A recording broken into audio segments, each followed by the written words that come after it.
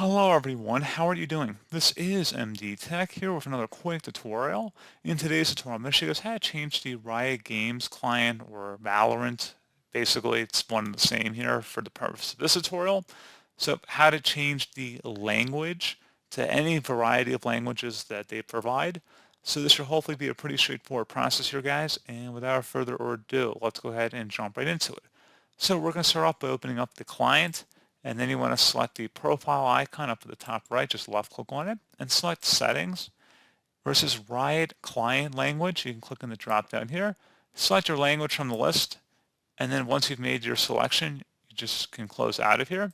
And that's pretty much it. And if you go back in here, you can see that it has been saved.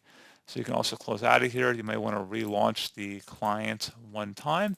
And then once you relaunch it, you should be good to go. I do like restarting the client just to be safe.